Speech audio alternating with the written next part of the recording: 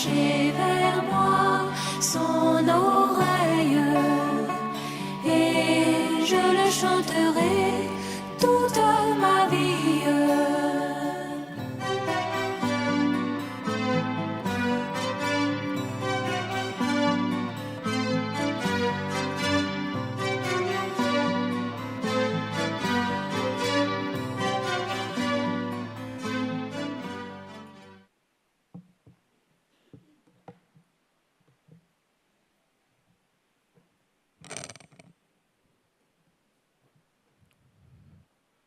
Gloire au Seigneur Jésus-Christ.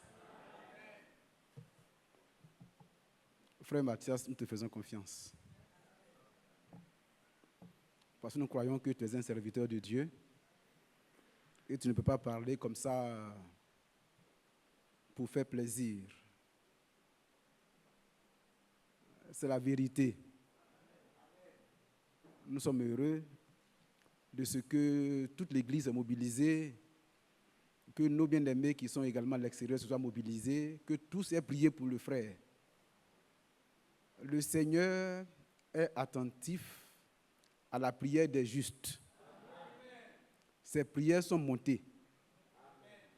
Et Dieu nous a été favorable. Et tout est en ordre, je vous assure. Que le nom de notre Seigneur soit loué. Mon intervention de la fois dernière a suscité beaucoup de commentaires. J'ai eu beaucoup de commentaires, de bons commentaires, des moins bons.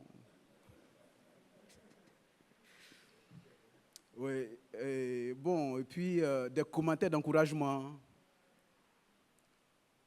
Alors, certainement qu'on va revenir vers la fin sur encore le mariage parce qu'il y a des points d'ombre qui méritent quand même d'être éclairés. Mais je pense que nous sommes heureux d'entendre ces bonnes paroles que le Seigneur nous donne régulièrement. Je n'avais pas préparé ce que je vais dire maintenant là. Mais quand ma fille Lydie est montée ici, qu'elle a fini durant son témoignage, et qu'elle a donné le nom de David, j'ai dit il faut qu'on lise l'histoire de David. Le frère Franck, hier, a parlé de la foi. Et il a dit, Hébreux 11 est là pour un témoignage de la foi de ceux qui nous ont précédés. Pour faire quoi? Pour nous encourager. Donc, quand on rend témoignage de ce que Dieu a fait, ça booste la foi. La foi vient de ce qu'on entend, c'est vrai, de la parole. Mais quand on se rend compte que dans la vie d'un frère, d'une sœur, Dieu a fait des merveilles, ça booste également notre foi. C'est pourquoi j'ai été très heureux du témoignage de Lydie Sacré par rapport à sa détermination, par rapport à la foi qu'elle a eue. Le frère Franck récemment avait parlé de la foi et de l'obéissance. Quand on croit, on agit de façon conséquente. C'est-à-dire que notre foi a des œuvres. On ne pose pas des actes pour prouver qu'on a la foi, mais la foi elle-même a ses œuvres. C'est la foi qui s'exprime. Le politicien peut imiter.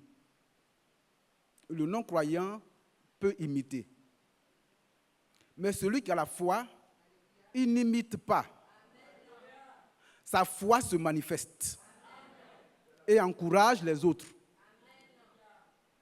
Donc, prenons 1 Samuel 17.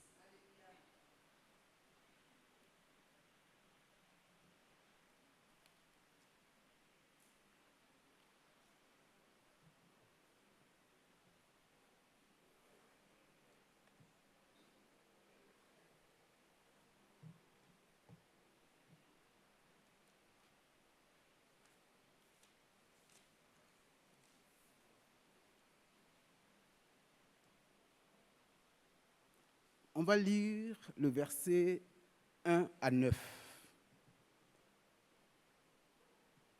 Les Philistins réunissent leurs armées pour faire la guerre. Et ils se rassemblèrent à Soko, qui appartient à Juda.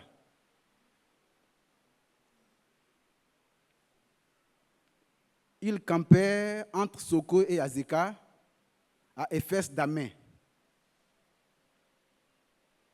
Saül et les hommes d'Israël se rassemblèrent aussi. Ils campèrent dans la vallée des Térébintes et ils se mirent en ordre de bataille contre les Philistins. Va un peu de l'avant. Un homme sortit alors du camp des Philistins, s'avança entre les deux armées. Il se nommait Goliath. Il était de Gath. Il avait une taille de 6 coudées et un empan. Ça fait environ 3,6 mètres de taille. Environ 3,6 mètres. C'était un géant. Le fibrome pensait qu'il était un géant. Que Dieu te bénisse, ma fille. Sur sa tête était un casque d'airain. Et il portait une cuirasse à écailles du poids de 5000 cycles d'airain. Il avait aux jambes une armure d'airain et un javelot d'airain entre les épaules. Le bois de sa lance était comme une ensouple de tisserand et la lance pesait 600 cycles de fer. Je ne sais pas si j'ai calculé ça aussi. Non, ça, je n'ai pas calculé. Celui qui portait son bouclier marchait devant lui. Le Philistin s'arrêta et s'adressant aux troupes d'Israël rangées en bataille, il leur cria: « Pourquoi sortez-vous pour vous ranger en bataille? Ne suis-je pas le Philistin? Et n'êtes-vous pas des esclaves de Saül? Choisissez un homme qui descende contre moi. » Verset 9. S'il peut me battre et qu'il me tue, nous vous serons assujettis. Mais si je l'emporte sur lui et que je le tue, vous nous serez assujettis et vous nous servirez. Voici la menace d'un ennemi qui se dresse contre l'armée du Dieu vivant. Voici un ennemi qui se dresse sur le chemin de la bénédiction que Dieu veut accorder. Ce n'est pas n'importe quel ennemi, quelqu'un qui, de par sa taille, effraie. Il est effrayant. Quand on le voit à sa vue, on prend peur. Nous savons une chose, et nous l'avons rappelé la fois dernière, et c'est pourquoi le Seigneur prend soin régulièrement de nous parler. Cette parole que nous recevons nous fortifie. C'est-à-dire que la parole nous rend forts. Cette parole nous est accordée à salut. Quand nous croyons à cette parole, nous sommes sauvés. Et récemment, quand la parole est sortie, on a fait la comparaison entre le serpent d'airain et le Seigneur. Le conseil, l'exhortation que Dieu nous a donnée par la bouche de son serviteur, c'était que nous devons apprendre à ne plus regarder à l'environnement qui nous entoure dans la vie que nous menons, que nous apprenions à regarder à Jésus.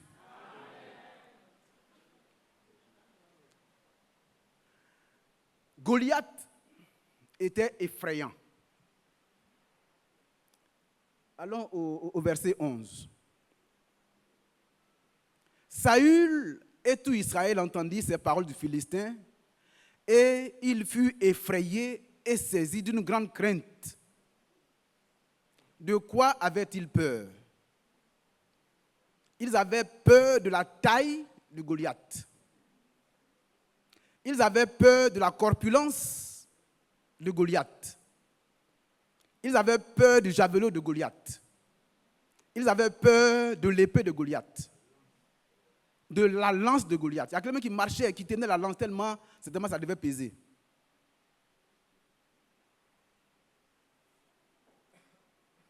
Allons au verset 23.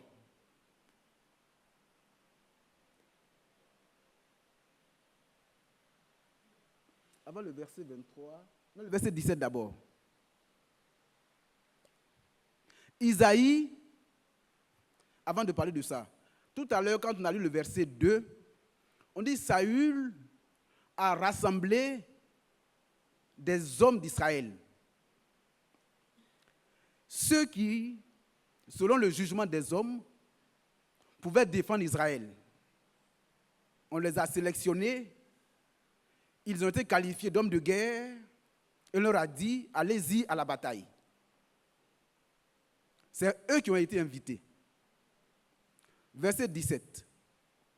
Isaïe dit à David, son fils, prends pour tes frères 7 épha de grains rôtis et ces 10 pains et cours au camp vers tes frères. Porte aussi ces 10 fromages au chef de leurs milliers. Tu verras si tes frères se portent bien et tu m'en donneras des nouvelles sûres. David ne faisait pas partie de ceux qui ont été enrôlés. David était quelque part et le programme des hommes était que ceux qui étaient des hommes forts selon leur jugement devaient aller au combat. Mais Dieu nous conseille de laisser nos programmes. Ce conseil du Seigneur, nous devons le prendre au sérieux. Dieu ne se trompe jamais. Il dévance le temps. Et il choisit à l'avance les personnes qui sont destinées à accomplir son plan à lui. Alors, Isaïe décide de prendre les nouvelles d'un de ses enfants de façon générale, qui avaient été enrôlés comme des hommes vaillants pour aller au combat. Il appelle qui? Le petit frère. Celui qui n'est pas considéré. On lui dit, tu ne vas pas pour combattre. Seulement, certainement que tes frères ont faim. Apporte-leur à manger.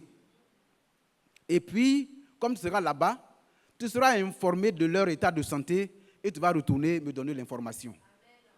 Voici le message qui a été donné à David par Isaïe, son père. Le verset 23. Tandis qu'il parlait à ses frères, voici, le Philistin de Gath nommé Goliath s'avança entre les deux armées hors des rangs des Philistins et tint les mêmes discours que précédemment.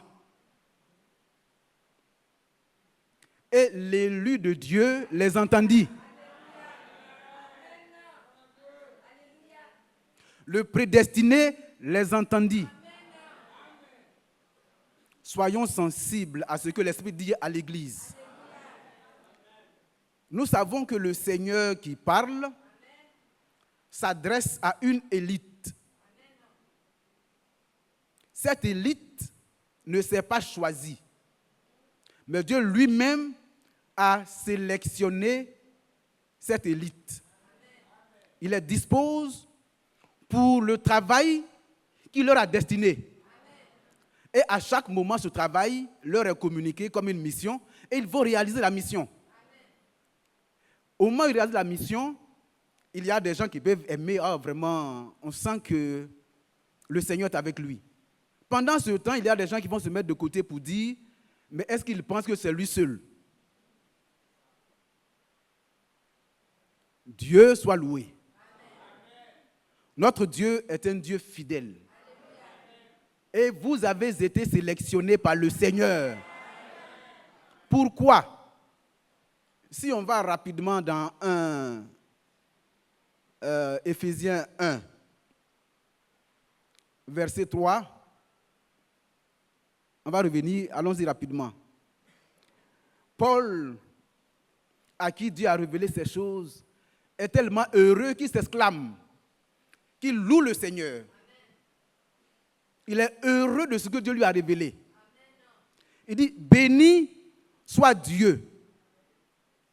On peut dire également, loué soit Dieu. On aime le dire. Le français, très souvent, je regarde à mon frère Kéo, il y a des mots qui sont polysémiques, n'est-ce pas? Le même mot peut signifier beaucoup de sens. C'est pourquoi, très souvent, ne nous blâmons pas systématiquement.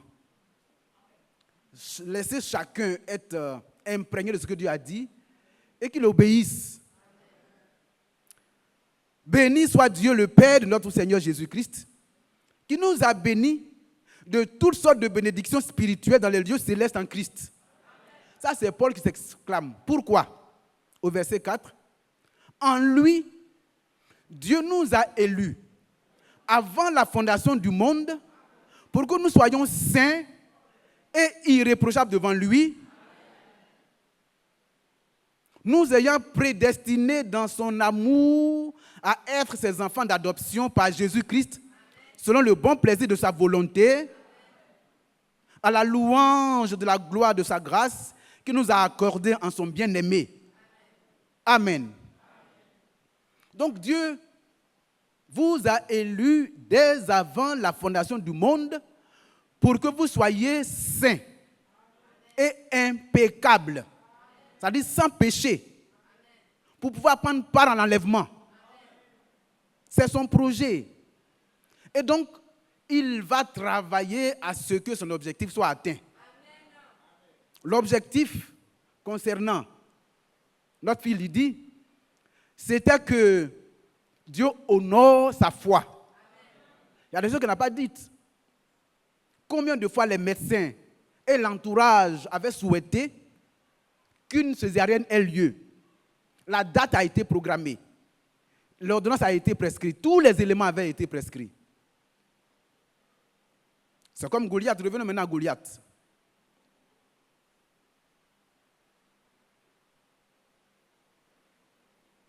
C'est la même menace. Le fibrome a pris une place telle que l'accouchement ne peut pas avoir lieu de façon normale.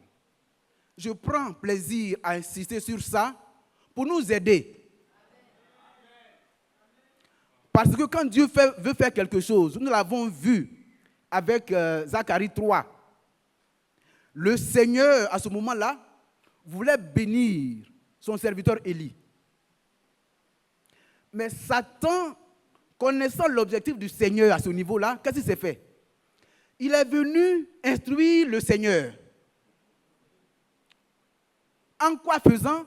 En accusant des fautes réelles d'Élie, de Josué.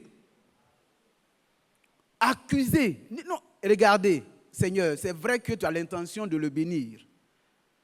Mais est-ce que tu penses qu'il mérite d'être béni? Ses habits sont sales.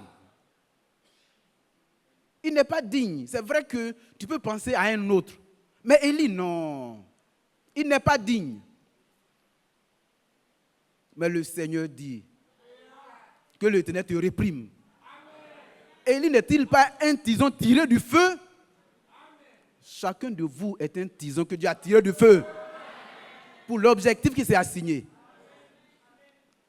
Alors le fibrome vient s'interposer. Si encore c'est le fibrome, on peut dire, mais il y a des cas comme ça, c'est passé sans problème. Il y a une circulaire du cordon. Généralement, ça étrangle les enfants à la naissance. Parce qu'au moment où l'enfant est en train de sortir, ça resserre la circulaire du cordon et l'enfant est étranglé. C'est pourquoi les médecins disent non, pour éviter de prendre ce grand risque, faisons la césarienne, comme ça, on va directement prendre l'enfant dans le ventre de la mère et on sort. Donc, le médecin va présenter à notre sœur Lydie Sacrée les raisons logiques et rationnelles. Vous aussi, dans la vie de tous les jours, il y a des situations comme ça où on vous présente des raisons logiques et rationnelles. C'est pourquoi il est bon qu'on insiste. C'est normal. Il y a un risque. Elle dit 50%, 50%. 50% que l'enfant naisse sans problème et 50 autres % que l'enfant soit étranglé, que tu perds ton enfant. Elle dit, j'ai été instruit dans les voies du Seigneur. Je sais qu'on m'a dit que Élie le prophète, au moment où il y avait la sécheresse de 3 ans et demi, a été envoyé auprès d'une femme. Je sais, cette femme, ce n'était pas 50-50. C'était peut-être 10%, 90%. Ou peut-être 1% et 99%. Mais la foi de cette femme s'est attachée au 1%. La veuve de Sarepta. J'ai été instruit dans cela. Donc moi, je vais me rattacher à ces 50% que vous avez dit que si c'est possible, ça va avoir lieu. Mais je m'attache à cela en comptant sur mon Dieu. C'est ce qu'elle a fait. Et donc ici, revenons à Goliath, verset 23. Tandis qu'il parlait avec eux, le Philistin va sortir et il va entendre ce qu'il va dire. Verset suivant. À la vue de cet homme, tous ceux d'Israël s'enfuient devant lui et furent saisis d'une grande crainte. Encore. Chacun disait, avez-vous vu s'avancer cet homme? C'est pour jeter à Israël un défi qu'il s'est lancé, qu'il s'est avancé. Si quelqu'un le tue, le roi le comblera de richesses et lui donnera sa fille et il affranchira la maison de son père en Israël. Va au verset 32. David dit à Saül que personne ne se décourage à cause de ce Philistin.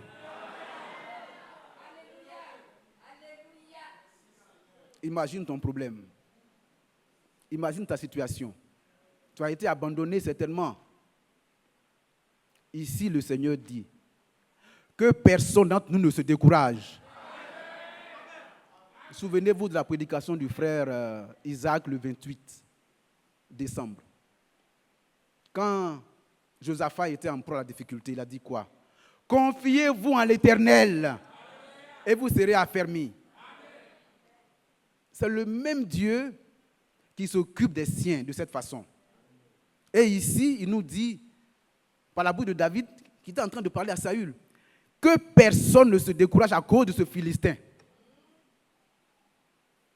La foi de Lydie lui a dit, ma fille Lydie, ne te décourage pas à cause du fibrome et à cause de la circulaire du cordon.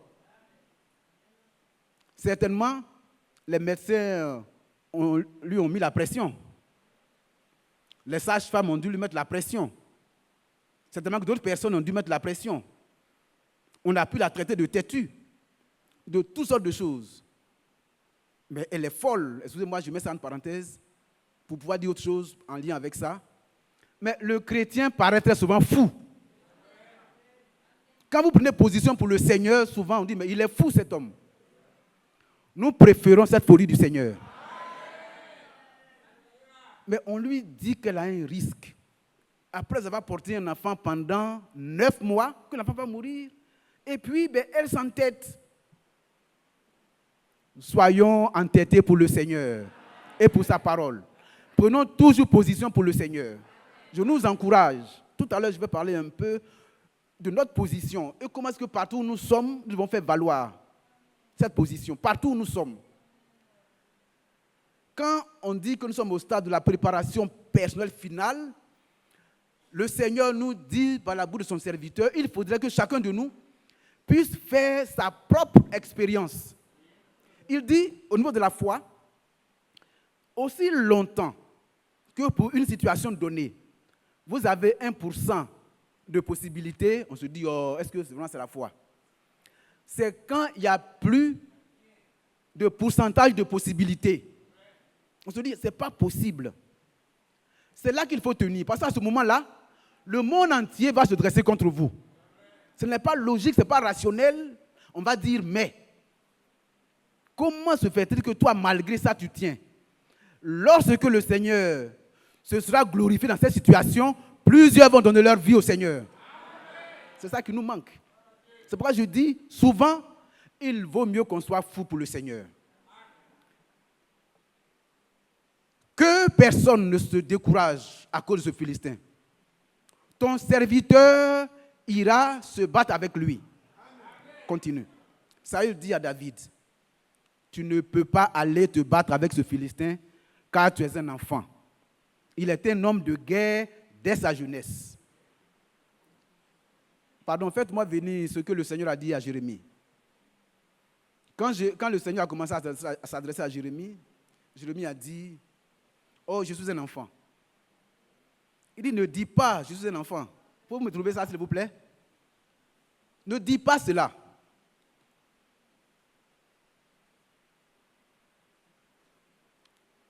Peut-être juste avant ça. La parole de l'Éternel me fut adressée en ces mots. Avant que je sois formé dans le... Bon, il faut continuer. On connaît ça. Juste avant, il dit, ah Seigneur éternel, voici je ne sais point parler car je suis un enfant. Je ne sais point parler car je suis un enfant. Et l'Éternel me dit, ne dis pas, je suis un enfant, car tu iras vers tous ceux auprès de qui je t'enverrai. Et tu diras tout ce que je t'ordonnerai. Ne les crains point. Ne les crains point. Mon frère ne craint point. Ma soeur ne craint point. Le Seigneur est avec toi. Il dit, car je suis avec toi pour te délivrer. C'est lui qui le dit. Et là, dans cette situation, on retourne rapidement à David. Il dit, ne va pas, mon fils. Ça dit, maintenant, les sentiments vont agir. Tu ne peux pas aller perdre. Non. Tu ne peux pas aller te battre avec ce Philistin. Toi, tu as environ 16 ans ou je ne sais pas quel âge exactement. Mes frères vont me dire tout à l'heure l'âge. Bon, je ne sais pas s'il avait 16 ans, 17 ans ou 18 ans. Dans tous les cas, il était jeune. Et Goliath était un homme de guerre depuis sa jeunesse. Il était grand, corpulent. Donc, les sentiments vont intervenir. C'est-à-dire que nous l'avons encore entendu la fois dernière. Quand Esdras et le peuple d'Israël, le peuple qui appartenait au Seigneur, devait venir bâtir le temple, bâtir l'autel et commencer les offrandes, les gens sont venus, après avoir utilisé de ruses, sont venus pour s'opposer à eux, pour empêcher que cela se passe. Comme ça a été le cas d'Élie. Ici, on dit que tu ne peux pas aller, il faut abandonner. Continue. C'est à ce moment-là que David va rendre témoignage de ce qu'il a fait dans le secret. Lorsque quelqu'un vient devant vous pour rendre un témoignage et qui dit Dieu m'a soutenu, il manifeste la grâce que Dieu a eue pour lui. On ne tient pas compte forcément de ce qu'il a fait lui. Mais c'est possible qu'entre-temps, la personne ait prié, ait jeûné, comme elle a fait des choses. Mais ce n'est pas forcément à cause de ses prières. Ce n'est pas forcément à cause de son jeûne. Dieu fait grâce à qui il fait grâce. Donc Dieu lui a fait grâce. Pourquoi? Pour montrer à nous tous et aux médecins qui étaient là-bas, aux sages-femmes, que Dieu est Dieu. Il fait ce qu'il veut. À ce moment-là, il voulait leur dire que celui qui prend position pour lui, celui qui porte sa parole, au temps marqué, Dieu prend position pour lui et sa parole porte la personne. C'est ce qui s'est passé. Et donc, Dieu ne va pas s'occuper de ce que les gens vont venir dire. Non, Saül va venir, il va raconter ce qu'il a fait. C'est vrai, j'étais derrière les brebis, j'ai fait ceci, j'ai fait cela, j'ai vaincu le lion, j'ai vaincu l'ours. Ce n'est pas le plus important, avançons.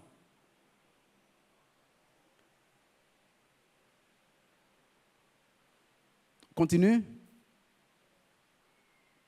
Saül reste un peu. Comme il s'est entêté, lui, Saül fit mettre ses vêtements à David. Il plaça sur sa tête un casque d'airain et revêtit d'une cuirasse. Bien-aimés frères et sœurs, le Seigneur vous a appelé. Il vous a préconnu, il vous a appelé. Quand il vous a appelé, il s'est fixé pour objectif de faire de vous quelqu'un qui, à un moment donné de sa vie, reflète l'image de Jésus-Christ. Donc c'est lui qui s'est assigné cet objectif. Ce qu'il attend de toi et de moi, c'est qu'on soit docile, qu'on soit obéissant et qu'on soit soumis. N'ayons pas de programme particulier.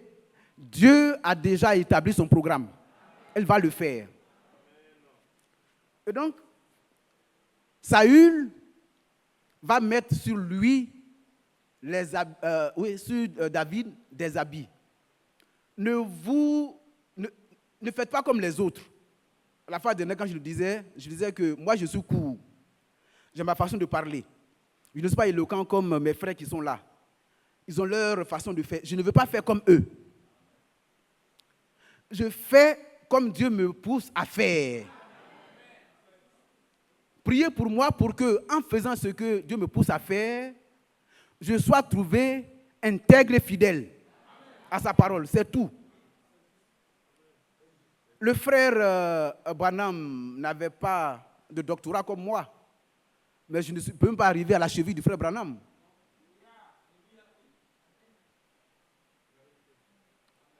C'est ça la vérité. Donc on ne prend pas les vêtements des autres. On ne prend pas la foi des autres. Souvenez-vous des talents qui ont été distribués. Est-ce que tout le monde a eu 5 talents? Non. Dans la parabole, le Seigneur dit, il y en a qui ont 5 talents. C'est Dieu, le souverain, qui décide de donner à X 5 talents. À l'autre, 3 talents. 2 talents. Et au dernier, 1 talent. Mais quand il te donne ton talent, il sait que tu peux faire fructifier le nombre de talents qui t'a été donné. C'est pourquoi on nous dit, abandonnons la paresse. Abandonnons le raisonnement. Dieu a son programme, il est en train de l'établir, il va l'achever correctement. Quand ce matin, je l'écoutais, le problème qu'il a abordé m'avait toujours posé beaucoup de soucis. Ce voile, sur lequel je vais revenir rapidement. C'était pour moi un souci. Mais aujourd'hui, il a tellement clarifié ça que je suis heureux de savoir que Dieu prend soin de moi. Il connaît ma préoccupation. Il sait qu'aujourd'hui, je joue le rôle de serviteur de Dieu devant vous et j'ai le devoir de vous apporter ce qui vous est utile et nécessaire. Donc là où il y a des points d'ombre, il prend soin de les éclaircir. Et je me réjouis simplement. Donc que Dieu soit loué. Alors ne cherchons pas à faire comme les autres. Si c'est leur foi, on peut les imiter. On peut imiter la foi. C'est une bonne pratique, on demande au Seigneur, donne-moi la capacité de le faire. Mais ne voulons pas faire cela pour paraître. Parce que le Dieu que nous adorons n'est pas dans ce qui frappe le regard. Il agit dans la simplicité. Amen. Alors, il voulut marcher quand on lui a mis les habits, car il n'avait pas encore essayé. Mais il dit à Saül, je ne puis pas marcher avec cette armure, je n'y suis pas accoutumé. Amen. On continue, nous on est accoutumé à la parole, pas à l'interprétation. Il prit en main son bâton. Il prit en main son bâton. Il est habitué à son bâton. Il choisit dans le torrent 5 pierres. 5. Le chiffre de la grâce. Dieu fait grâce à qui il veut. Il les mit dans sa jubilicière de berger et dans sa poche. Puis sa fronde à la main, il s'avança contre le Philistin. Qu'as-tu en main aujourd'hui? Mon frère, ma soeur, qu'as-tu dans la main? C'est cette épée que nous avons dans la main. C'est cette parole. À cette parole, il faut ajouter de la foi. À la foi, il faut ajouter l'obéissance. Alors toutes les promesses s'accomplissent. Bien entendu, dans la persévérance. Le Philistin s'approcha peu à peu de David et l'homme qui portait son bouclier marchait devant lui. Le Philistin regarda et lorsqu'il aperçut David, il le méprisa, ne voyant en lui qu'un enfant blond et d'une belle figure. Le Philistin dit à David, « Suis-je un chien pour que tu viennes à moi avec des bâtons ?» Et après l'avoir maudit par ses dieux, il ajouta, « Viens vers moi, et je donnerai ta chair aux oiseaux du ciel et aux bêtes des champs. » David dit aux Philistins, « Tu marches contre moi avec l'épée, la lance et le javelot. Et moi, je marche contre toi au nom de l'Éternel des armées. »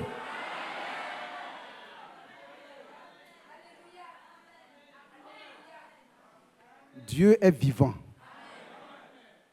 Aujourd'hui, quand le frère parlait, il dit l'Esprit de Dieu est avec nous.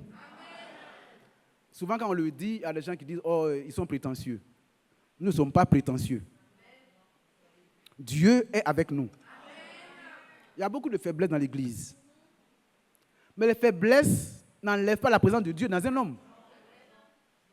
Quand Dieu t'a choisi, il ne se répand pas de son choix. Quand il t'a fait un don, il ne se répand pas de son don, de son appel. As-tu été choisi? Dieu est avec toi. Dieu est avec toi. L'Esprit de Dieu est avec nous. Nous n'avons fait aucun effort pour ça. Frère, ne pense pas que ce sont tes nuits de jeûne. Ne pense pas que ce sont tes semaines de prière ou tes groupes. C'est déjà bien, ce sont les exercices de la piété pour nous mettre en train. La parole est tout pour nous. La parole que Dieu nous donne, elle est tout pour nous. C'est pourquoi David dit ici, moi, je marche contre toi au nom de l'Éternel des armées, du Dieu de l'armée d'Israël que toi, tu as insulté. Frère, ne vous taisez plus. Si vous êtes dans un milieu, non pas pour vous battre, quelqu'un qui se dit chrétien tord le sens de la parole, redressé. La fois dernière, le frère Franck donnait son témoignage. Il était allé quelque part où on avait organisé une grande convention, je crois. Et il y a un monsieur qui s'est levé pendant 2 heures, un certain serviteur de Dieu qui s'est levé pendant 2 heures, qui dit que au commencement, il était Branham. Au commencement, il était Branham, donc il va parler pendant 2 heures, 2 heures, 2 heures. À un moment donné, il ne supportait plus. Il a écrit sur un bout de feuille pour dire ça suffit. Et il a voulu aller pour intervenir. L'organisateur a dit non, laisse-le finir et puis après. Donc le premier jour est passé. Le deuxième jour, au matin, avant même que tout soit mis en place, il est monté à la chaire. Pendant 15 minutes. Il n'a pas parlé pendant longtemps. La vérité, elle est courte et vraie. Pendant 15 minutes, il a dit, au commencement était la parole. C'est pas Branham? Non. Au commencement était la parole. La parole était avec Dieu. La parole était avec Dieu. Et la parole était Dieu. Il a replacé ça simplement. Vous avez ce devoir, frères et sœurs. Partout où vous êtes, où quelqu'un tord le sens de la parole, surtout s'il y a des personnes qui sont là qui peuvent être perdues, peuvent être embrouillées, prenez soin. Non pas dans la discussion, parce que ce n'est pas le temps de la discussion. Déposez la parole simplement.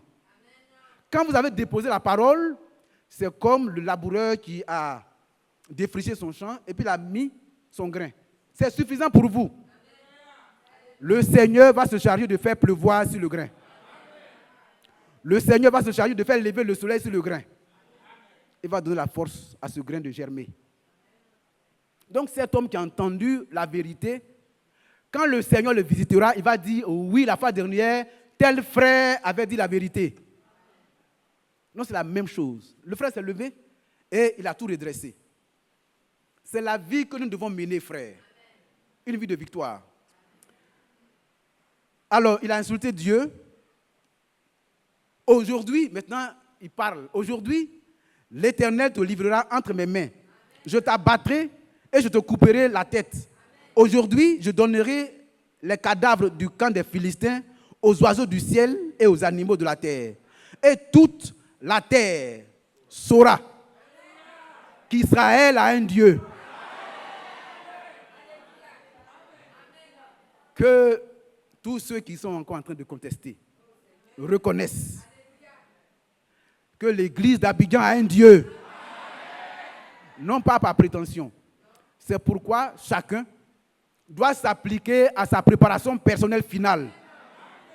Ne regardez pas à l'autre. Si l'autre a des difficultés, prie pour lui. Mais regarde-toi au travers du miroir de la parole. Alors la parole va te refléter ta propre image. Tu vas voir la poutre qui est dans tes yeux. Il va voir combien de fois tu es laid. Combien de fois tu es mal vêtu. Alors tu vas crier au Seigneur. Comme ces deux hommes qui sont allés pour offrir l'offrande. Pendant que le pharisien racontait ses exploits. Oui, moi, non, Seigneur, je sais que toi tu es bon. Moi, je prie régulièrement. 2 fois par jour, je jeûne, je fais l'aumône, je m'occupe de ceux qui sont dans le besoin, je fais ceci, je fais cela. Hein? Je ne suis pas comme le frère Ndri, hein? Qui est un pécheur, qui est comme ci, qui est comme ça. Pendant ce temps, le publicain, sachant que lui, il n'est rien du tout, il pleurait au pied du Seigneur. Tout à l'heure, quand le Seigneur parlait par la bouche de son serviteur, il a dit quoi? Jacob avait la promesse. Dieu a fait la promesse à Abraham. Dieu a fait la promesse à Isaac. Dieu a fait la promesse à Jacob. Il avait ça, il savait. Il était un élu du Seigneur. Mais quand il sait qu'il est un élu, tout n'est pas comme ça. C'est comme les Français me le disent, ce n'est pas une sinécure. Vous avez tout. Mais il y a un combat. Est-ce que Canaan n'avait pas été donné aux enfants d'Israël depuis le temps d'Abraham? Est-ce qu'ils ont marché comme ça pour aller rentrer dans Canaan? Ils ont combattu. Ils ont combattu. Les murs de Jéricho sont adressés sur leur chemin. La mer Rouge, le Jourdain, la muraille de Jéricho. Et les combattants même sont dressés sur leur chemin. Ils ont eu à combattre. Donc c'est la même chose. Ils étaient des élus, mais ils avaient à combattre pour prendre possession de ce que Dieu leur a donné. Aujourd'hui, vous êtes appelés à faire la même chose. Vous avez tous vous êtes des élus, mais le combat doit se poursuivre. Mais ce combat se fait avec le Seigneur. Je vais continuer rapidement.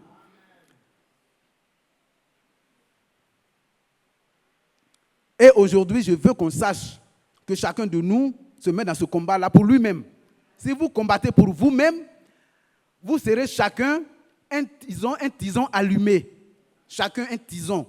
Donc quand on vient ici, c'est les tisons qui vont se retrouver bout à bout. Ce sera un brasier, frère. C'est ça que nous attendons de chacun de nous. Et on saura que le Seigneur est dans cette église. On continue? On continue?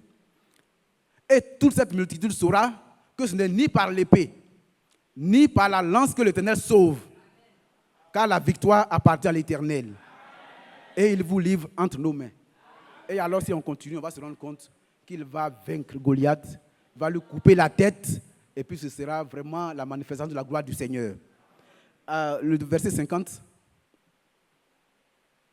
Ainsi, avec une fronde et une pierre, David fut plus fort que le Philistin. Il le terrassa et lui ôta la vie sans avoir d'épée à la main. Je vous ai dit, qu'avez-vous dans la main? Nous avons la parole révélée dans la main. Et nous l'utilisons comme Dieu nous conduit à l'utiliser. Que son beau nom soit loué. Ce matin donc, le Seigneur nous a encore parlé par la bouche de son serviteur. Quand Jacob s'est retrouvé devant le Seigneur, il n'a pas commencé à dire « j'ai besoin d'emploi, j'ai besoin d'enfants, j'ai besoin de promotion, j'ai besoin de ceci, de cela, de ceci, de cela ». C'est pourquoi que le Seigneur nous apprend à prier. Jacob a rappelé toutes les bénédictions dont il a été l'objet de la part du Seigneur. Tu m'as fait ça, tu es bon. J'étais en détresse ici, tu m'as secouru. J'étais chez Laban, tu as été avec moi. En difficulté, tu as été avec moi. Tu m'as même visité, moi qui ne suis rien. Tu es venu à moi. Il a rappelé ces bonnes choses. C'est après ça qu'il va dire, je m'en vais rencontrer mon grand frère. Permets que ça se passe bien. Permets que je réussisse. Oh mon frère, oh ma soeur, quel est ton problème? J'aime parler du verre à moitié plein. Regarde le verre à moitié plein. C'est-à-dire que tu es quelque part, tu n'as pas d'eau, tu veux boire, et puis quelqu'un vient, il te donne un verre, et dans le verre, il n'y a que la moitié du verre où il y a de l'eau. Tu as soif, toi tu dis, oh toi aussi, c'est seulement un verre comme ça que tu m'apportes. Pourquoi? Parce que tu regardes là où il n'y a pas d'eau. Mais il t'apporte le verre à moitié plein. Prends le verre et puis bois d'abord. Comme ça, si ta chasse n'est pas étanchée, peut-être que celui qui est là sera compatissant. Il va dire, attention, je vais encore, si tu n'es pas désaltéré, je vais t'en apporter. Jacob applique ça. Il dit au Seigneur, tu m'as fait tellement de bien, maintenant je m'en vais. Je m'en vais et je vais avoir des difficultés sur la route. Parce que voilà ce que va se passer avec mon frère. Mais il le fait dans une totale confiance en Dieu. Il a confiance au Seigneur, il s'adresse à lui. Il prend donc les deux, la peur et la souffrance qu'il avait, la crainte qu'il avait et la confiance également qu'il avait. Il s'en va et Dieu exauce. Alors il se retrouve avec le Seigneur dans ce dialogue. J'appelle ça dialogue lorsqu'il se met à combattre avec le Seigneur. Il est là, il fait le combat avec le Seigneur, et l'élément sur lequel je veux insister, le frère en a parlé déjà, c'est que dans leur relation, dans leur communion, il va recevoir un coup puissant. Un coup puissant qui va provoquer deux choses majeures. La douleur qu'on sait, il va avoir très mal. Et sa hanche va se déboîter. Face à ça, Jacob manifeste de la foi. Jacob montre qu'il a confiance en son Dieu. Jacob reste quoi? Dépendant de ce Dieu. Et au lieu de se préoccuper de la douleur et du déboîtement, il lui dit, s'il te plaît, ce dont j'ai besoin maintenant, c'est que tu me bénisses. Parce que ta bénédiction enrichit. Et ta bénédiction n'est pas suivie de chagrin. Si tu me bénis, la douleur n'aura plus d'effet sur moi. Si tu me bénis, ma démarche sera une bénédiction pour tous ceux qui vont me voir. Donc bénis-moi simplement. Alors Dieu va le bénir et changer son nom. Frère, lorsque nous sommes à un stade où Dieu veut nous bénir, les difficultés affluent. Ne perdez pas ça de vue. Mais que ces difficultés ne vous fassent pas vous relâcher. Demeurez ferme jusqu'au bout. Parce que la promesse est pour ceux qui ont la foi et qui persévèrent. On ne parle pas de persévérance dans l'abondance. Quand on est dans un moment d'abondance, on veut rester dedans. Le temps même passe trop vite. Ah oui, quand on est dans l'abondance, quand tout baigne, comme on aime le dire, on se rend compte, ah mais il est déjà soir, ah, ça fait déjà 4 jours, ça fait déjà une semaine. Oui, c'est vrai. On ne parle de persévérance et de patience que quand ça devient dur, quand ça devient difficile, Quand le ciel semble fermé, quand on ne voit pas, on a l'impression qu'on prie et puis Dieu ne nous entend pas. Et puis les éléments extérieurs nous mettent la pression. Le temps passe, comme une jeune fille qui veut se marier, elle a déjà 25 ans, elle a déjà 30 ans, elle dit attention, mais le temps passe. On dit qu'à 35 ans, vraiment, on commence à aller... on dit beaucoup de choses, je ne vais pas dire ça maintenant. Donc, est-ce que ça, c'est la pression du temps. Et c'est la même chose pour les jeunes gens, la même chose pour le travail. Donc, pendant ces moments-là, l'ennemi va multiplier les attaques. Mais ayez le regard constamment fixé sur le Seigneur. Ayez le regard sur le Seigneur. Ne vous relâchez pas. Si vous vous relâchez, vous êtes comme quelqu'un qui détruit. Donc, ne détruisez pas. Le Seigneur est en train d'éprouver ta foi pour la parfaire. Parce que l'épreuve de notre foi contribue à notre perfectionnement. Pour que vous soyez patient et savoir attendre. Vous voulez être béni comme Abraham le croyant. Abraham a été patient. Abraham a été persévérant. Malgré toutes les difficultés, même quand sa femme est venue nous lui dire, Dieu a dit qu'il va te susciter une postérité. Ce n'est pas seulement par moi, mais tu peux passer par Agar. Il allait avec Agar, non pas parce qu'il doutait, non, il n'y a pas eu de doute. Il était toujours persévérant. Il était toujours patient. Il savait que son Dieu allait, au moment marqué, agir. Donc il attendait ça. Donc c'est quand tout est difficile qu'on peut parler de persévérance, qu'on peut parler de patience. Et donc, Jacob a lutté avec le Seigneur. Tout semblait sombre. Mais quand la lueur du jour a commencé à venir, quand la lumière du jour a commencé à venir, la bénédiction également est venue de la part du Seigneur. C'est important. C'est au moment où la lumière du jour a commencé à apparaître que la bénédiction du Seigneur est descendue et son nom a été changé en celui qui lutte avec le Seigneur et qui a trouvé vainqueur. Aujourd'hui, nous portons ce nom. Nous sommes Israël spirituel. Nous aussi, nous avons été vainqueurs. Si tu es assis ici, tu es un vainqueur. Et ce qui est intéressant, qu'on ne doit pas perdre de vue, c'est que c'est seulement les vainqueurs qui vont participer à l'enlèvement.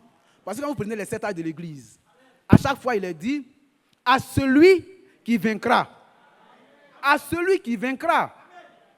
Moi, quand je vais en parler, je dis, je serai le vainqueur de mon temps.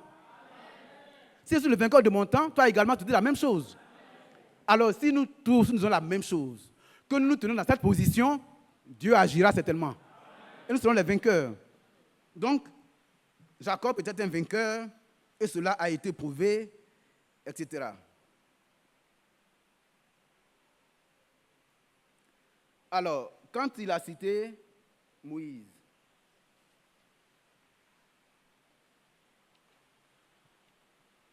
il est venu sur 1 Corinthiens 2, versets 6 à 7. Vous pouvez passer ça, s'il vous plaît?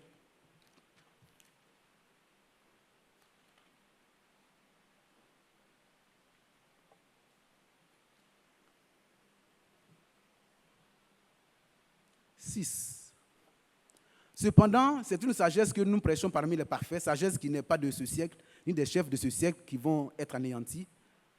Nous prêchons la sagesse de Dieu, mystérieuse et cachée, que Dieu, avant les siècles, avait destinée pour notre gloire. C'est bon. Le Seigneur, comme je l'ai dit au commencement, s'entretient à nous en nous envoyant l'évangile du royaume pour notre salut. Et c'est un évangile qui nous conduit dans la sagesse, dans la droiture.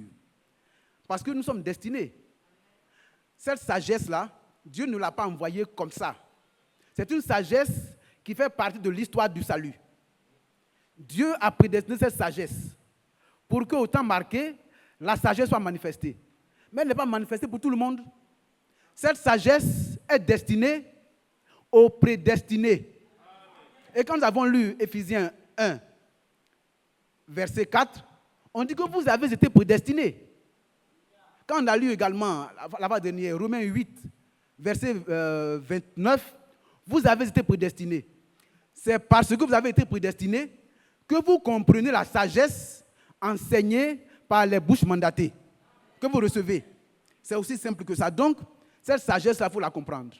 Alors, pourquoi les autres ne la comprennent pas? Il dit, quand il revient ensuite dans 2 Corinthiens, pour aller vite, il dit aujourd'hui, il y a 2 grands groupes. Il y a 2 grands groupes parce que quand il a pris l'Ancien Testament, quand Moïse est monté pour s'entretenir avec le Seigneur, la communion entre Moïse et le Seigneur était telle que quand Moïse descendait, les enfants d'Israël, même Aaron, ne pouvaient pas regarder son visage. Son visage brillait, ça scintillait. Il y avait un éclat, l'éclat du Seigneur sur son visage. Quand il va venir, il va parler aux enfants d'Israël. Mais comme il ne peut pas supporter cet éclat, il va finir par mettre un voile. Ce voile, il donne les 2 explications. Et nous devons le savoir.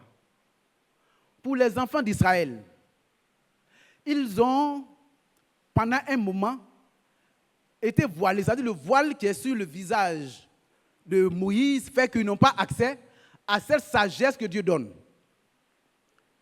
Mais cette sagesse leur sera révélée. À quel moment? Lorsque le temps des nations aura pris fin. Quand le temps des nations aura pris fin, il va se dérouler plusieurs événements. Dans la même période, l'enlèvement va avoir lieu. Dans la même période, une alliance va être établie, un contrat entre l'Église catholique et Israël.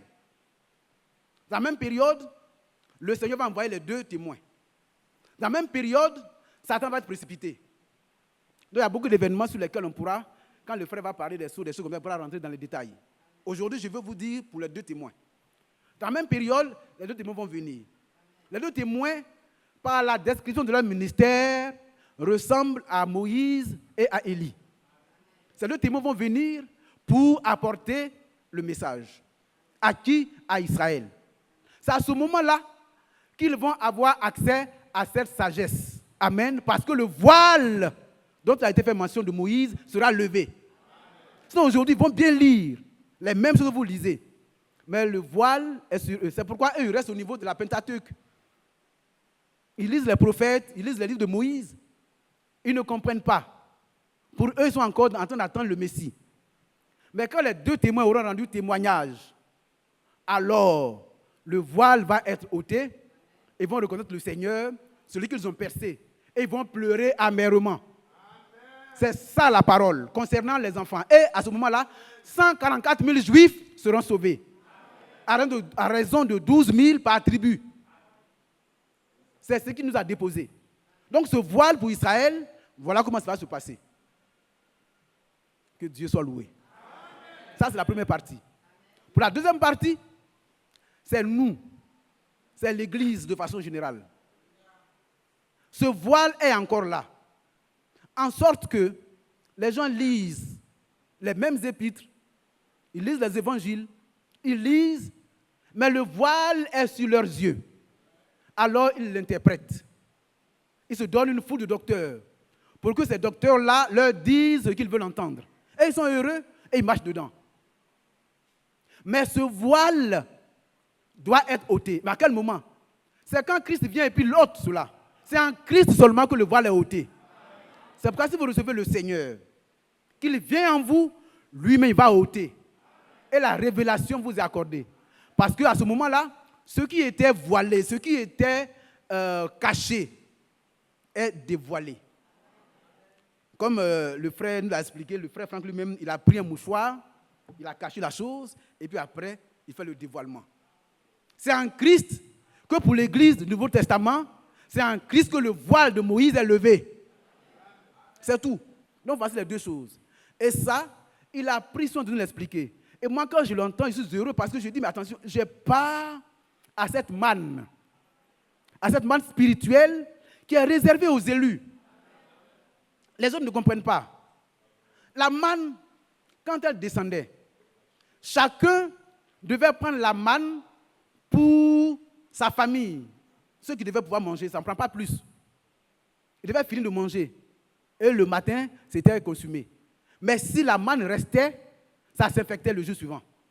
Ça devenait infectieux, ça dit il y avait des asticots, etc. Cette manne est restée de génération en génération dans l'arche de l'Alliance. L'arche de l'Alliance est comme le symbole de Dieu dans sa relation avec nous. Dans l'arche de l'Alliance, il y a la verge d'Aaron, il y a la table de la loi et il y avait la manne. Sur cette arche, il y avait le propitiatoire avec les chérubins. Et c'est entre les chérubins que le Seigneur se rencontrait avec le souverain sacrificateur qui venait à lui. C'est ça. Et cette manne, de génération en génération, n'a jamais été pourrie. Elle est restée la même, elle est restée comestible pour dire qu'elle est encore digeste, elle est encore bonne. Alors il fait le parallèle avec la parole de Dieu que nous avons. La parole de Dieu demeure éternellement. Elle ne peut pas se périmer. C'est pourquoi je disais aux enfants, je dis, regardez, aujourd'hui, la jeunesse veut contextualiser Dieu. La jeunesse d'aujourd'hui veut adapter Dieu. C'est-à-dire que le monde évolue et on veut faire évoluer Dieu pour adapter Dieu à l'évolution du monde. C'est ça le gros problème que nous avons. Restons attachés à ce que nous avons entendu dès le commencement. Qu'est-ce que Paul dit? Sous l'inspiration, j'ai donné tout le conseil de Dieu. J'ai écrit ce que Dieu m'a dit de dire. Si après, sous une influence quelconque, je reviens pour remettre en cause ce que j'ai dit sous l'inspiration, si un ange même qui venait du ciel remet cela en cause, qu'il soit anathème. Ça veut dire quoi? Restons attachés à ce que nous avons entendu dès le commencement. C'est pourquoi si le frère Ndri, le frère Mathias, le frère Emmanuel, le frère Isaac, n'importe quel frère qui passe ici, il donne la parole, et puis l'autre jour, il vient changer, ne le suivez pas. Vous ne l'avez pas entendu. Quel qu'il soit, ne le suivez pas. Il a été séduit. Lorsque Pierre, sous l'inspiration du Seigneur, a fait la parfaite déclaration, et qu'après, il vient dire au Seigneur qu'il voulait se rendre à Jérusalem pour accomplir l'histoire du salut. Il dit non, il ne faut pas que ça t'arrive. Il dit arrière de moi Satan. N'est-ce pas?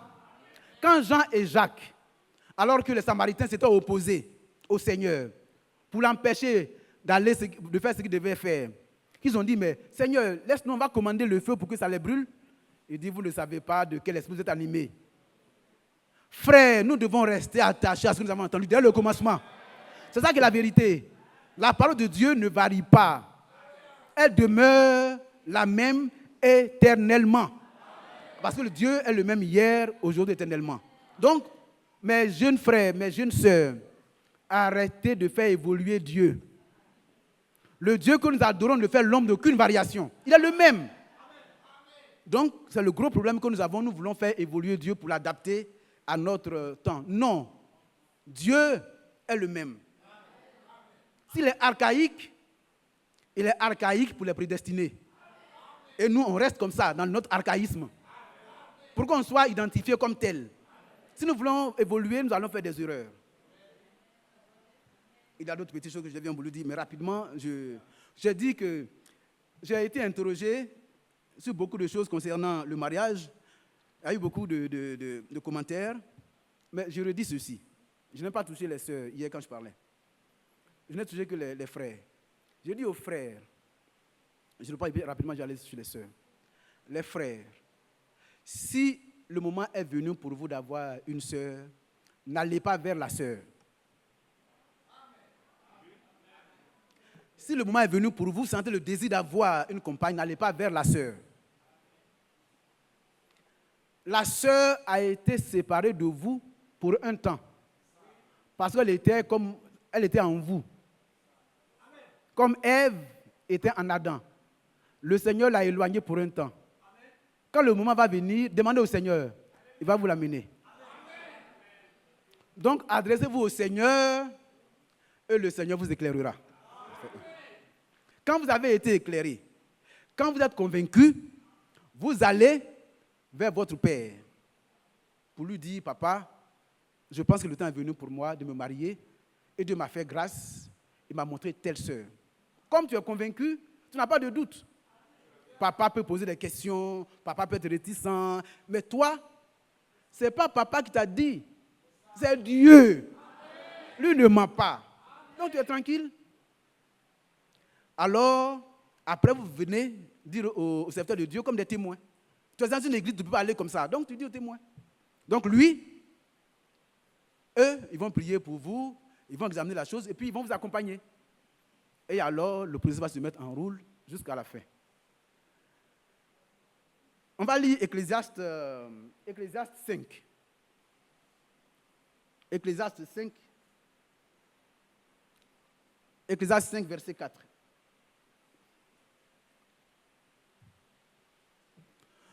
Lorsque tu as fait un vœu à Dieu, ne tarde pas à l'accomplir, car il n'aime pas les insensés. Accomplis le vœu que tu as fait.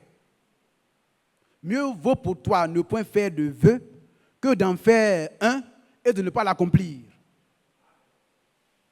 C'est dur, hein? On fait un vœu et puis on va rompre le vœu. On fait un vœu et puis on dit ça ne va pas. Mais pourquoi ça ne va pas? Parce que le vœu a été mal ficelé.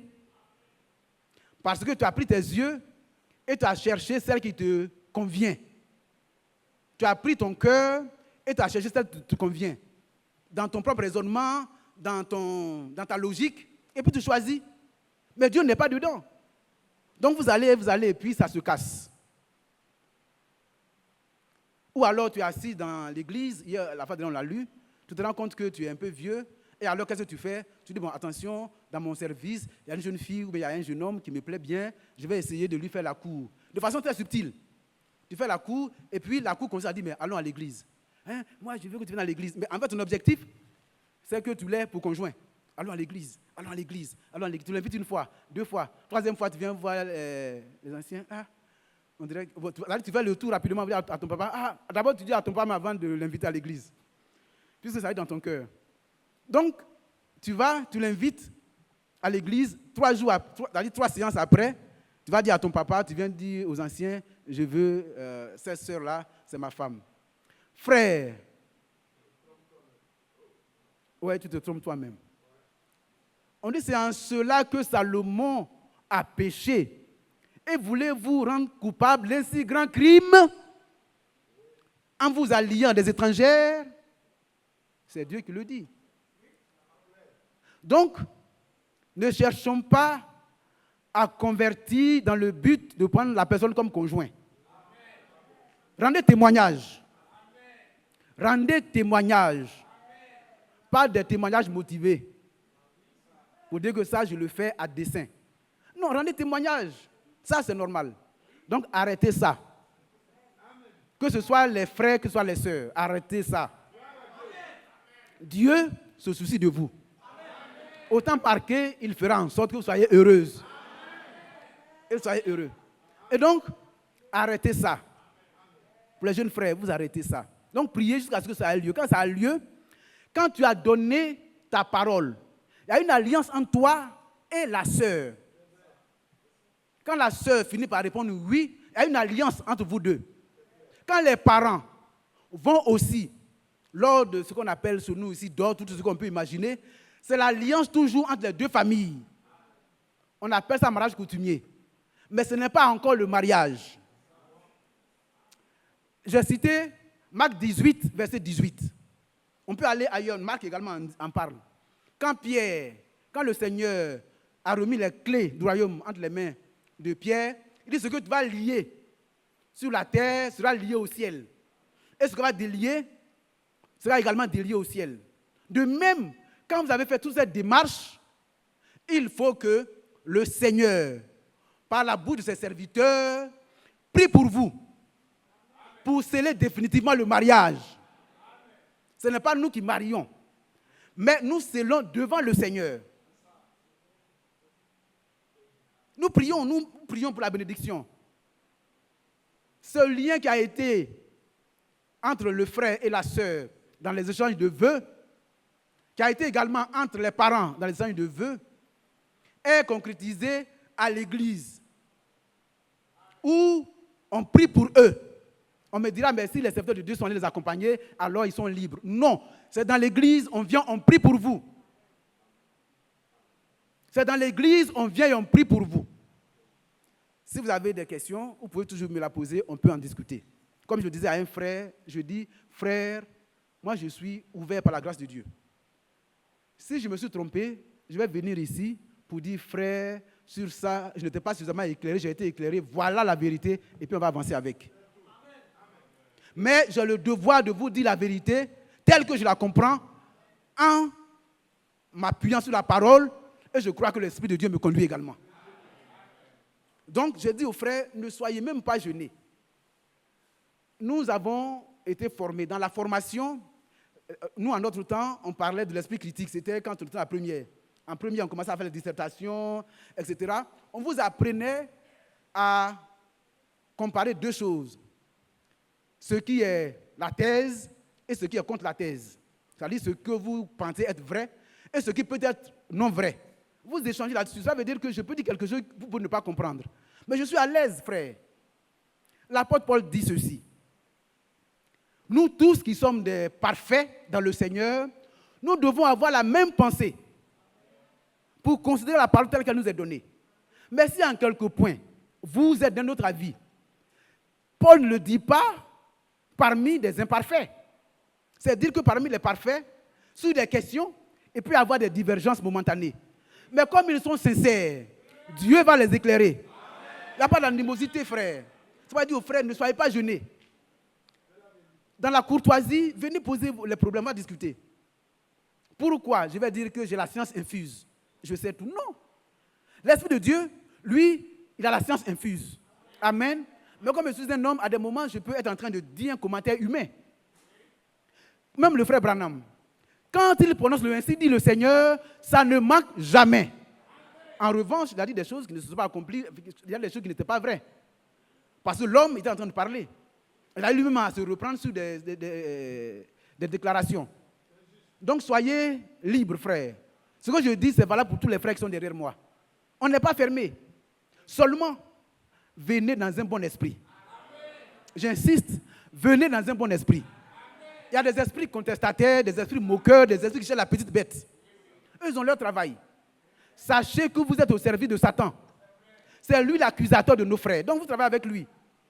Mais vous avez été libérés, frères, du joug de Satan. Rendez-vous esclaves de la vérité, de la justice. Vous êtes la justice comme nous avons entendu aujourd'hui. Vous êtes la vie. Vous êtes la résurrection. Nous l'avons entendu ce matin. Et donc, frères, quand vous avez fait ce parcours, on prie pour vous, vous êtes à ce moment-là mariés. Je n'aborde pas la question de la mairie. Si un jour quelqu'un m'aborde, on va en parler. Donc, tous les frères qui veulent qu'on en parle, je suis tout à fait disposé. Pour les sœurs, prenons 1 Corinthiens 7.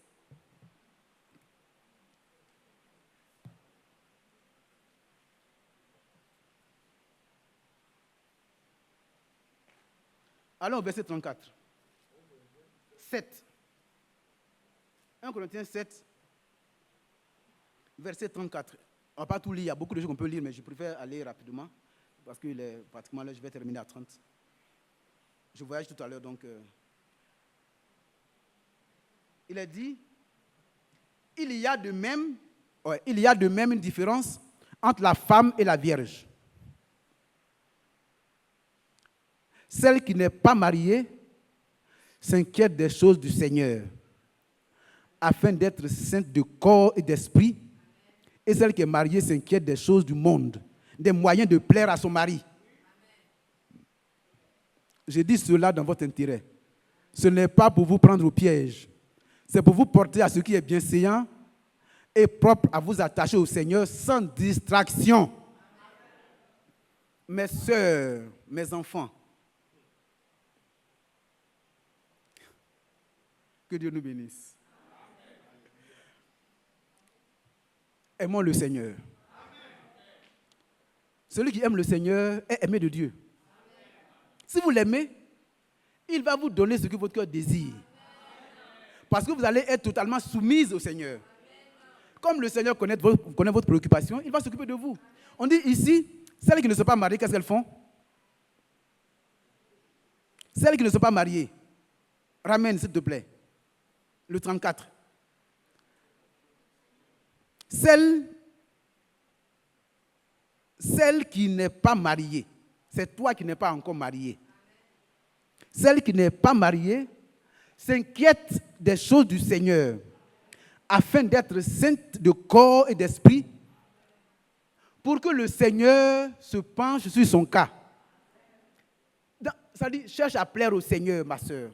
Ne te préoccupe pas, ne regarde pas la belle taille du frère, la position professionnelle du frère, la position sociale du frère. Le frère a une voiture, le frère a ceci, le frère a cela. Donc, ça te préoccupe.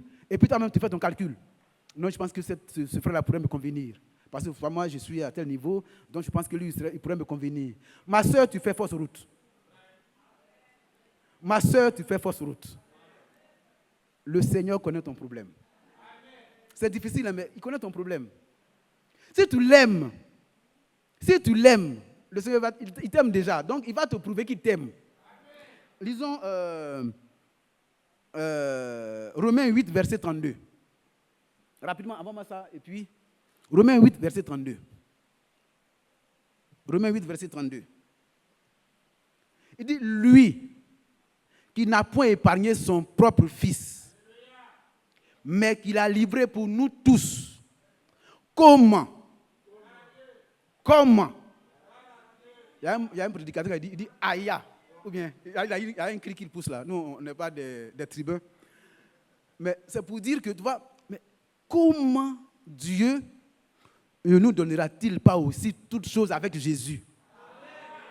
Quand le Seigneur sortait des eaux du baptême, le Seigneur au ciel a fait retentir, celui-ci est mon fils bien-aimé, en qui j'ai placé toute mon affection. Lorsque il était avec Élie et Moïse sur la montagne de transfiguration, la même voix a retenti. Celui-ci est mon fils bien-aimé, en qui j'ai placé toute mon affection. Écoutez-le. C'est lui qui a été livré pour toi. Et Paul te dit, ne sois pas inquiète. Ma soeur, ne sois pas inquiète.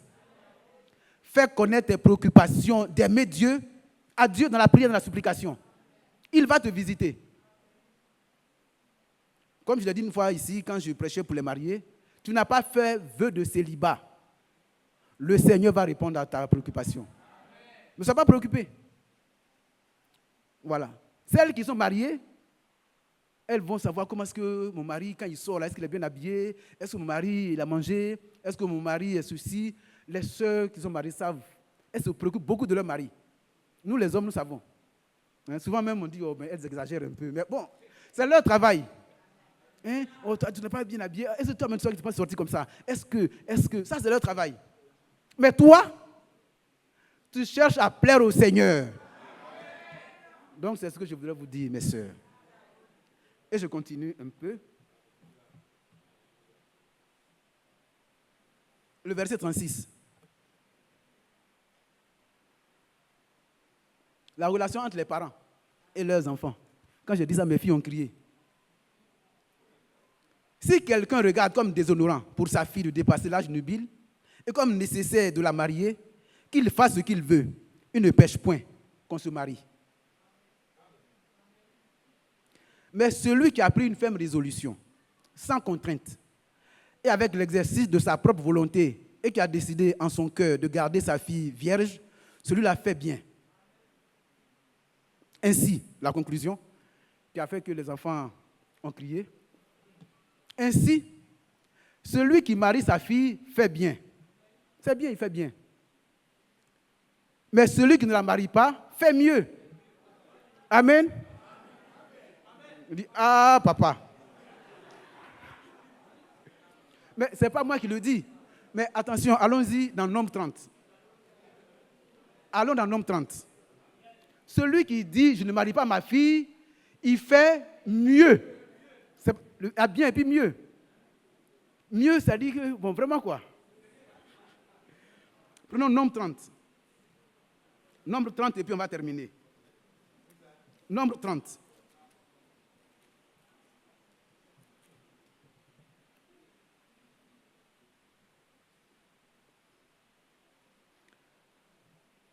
Vers 30, verset 3.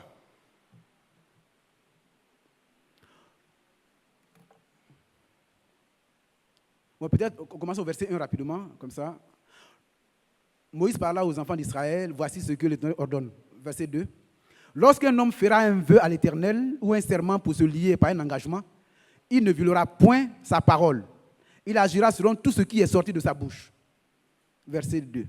Lorsqu'une femme, dans sa jeunesse, et à la maison de son père, fera un vœu à l'Éternel, il se liera par un engagement.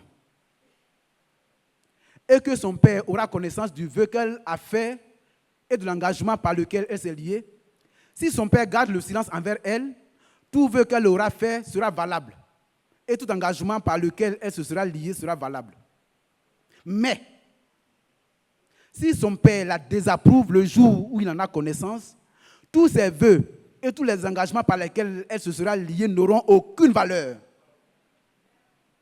Et l'Éternel lui pardonnera parce qu'elle a été désapprouvée de son père. Ça veut dire que si une sœur se lève aujourd'hui, elle est dans la maison de son père, et puis elle répond oui au vœu d'un frère, que son papa dit non, quand le pasteur sera informé, ça n'a plus de valeur. Il faut prier pour que le Dieu qui t'a convaincu la convainque ton père. Allons-y jusqu'à...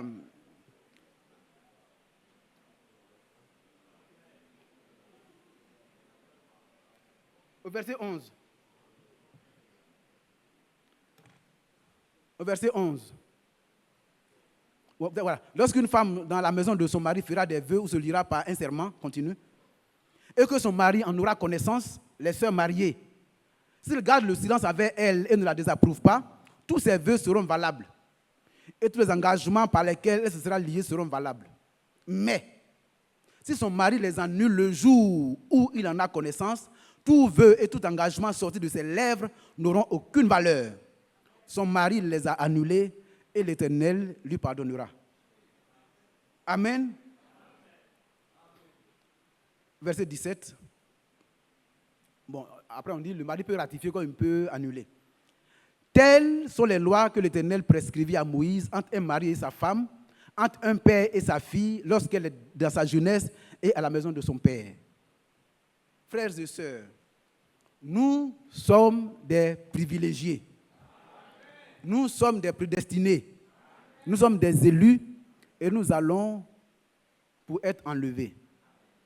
Pour être enlevés, nous devons être saints. La fois dernière, le mercredi, le frère Franck a parlé de la connaissance de Dieu. Hier, il a parlé de la foi. La fois dernière, je vous ai donné les matériaux que le Seigneur utilise pour bâtir son temple. Il a dit, quand vous lisez la prédication, la déclaration d'Étienne, il dit, le Seigneur n'habite pas dans une maison faite de mains d'hommes. C'est lui qui bâtit sa propre maison. Et il y a des matériaux pour ça que je vous ai cité la fois dernière. Alors, le frère a cité la connaissance et la foi. Pour dire que le Seigneur veut bâtir ce temple-là aujourd'hui, pour venir habiter dans le temple, par le baptême du Saint-Esprit, par le scellement dans votre âme, pour que vous soyez les éléments de son corps. Et c'est pourquoi le Saint-Esprit vient comme une langue de feu pour vraiment consumer tout ce qui n'est pas correct. Et quand le Seigneur nous parlait par la bouche de son serviteur, nous a dit ceci, quand les gens construisaient avant, les briques étaient mises dans un four pour les rendre solides et résistantes. Mais vous également, le Seigneur envoie par le baptême d'esprit et de feu la force et la puissance pour faire partie de son corps qui va venir chercher. Pour ça, nous devons laisser tout ce qui est distraction et être focalisés sur notre préparation personnelle finale. Alors le Seigneur sera heureux, il viendra tabernacler en nous et nous aurons la garantie. Parce que quand il te baptise, Ça dit, c'est une garantie que tu dois avoir pour dire que, pour parler un peu comme les Ivoiriens, Tchoko, Tchoko, tu vas être enlevé. Mais encore faut-il que tu sois capable de décrire les conditions de ton baptême du Saint-Esprit. Aussi longtemps que tu ne peux pas, avec certitude, décrire comment tu as été baptisé du Saint-Esprit, tu vis dans l'illusion. Et il est fort probable que tu n'aies jamais été baptisé du Saint-Esprit. C'est ce qui nous a été dit. Et donc, frères, travaillons à notre salut. Le Seigneur est déjà prêt. Les mains étendues, il veut nous sauver, il veut nous enlever. C'est pourquoi il nous expose à cette parole de façon régulière. Que celui qui a des oreilles entende ce que l'Esprit dit à l'Église. Maranatha.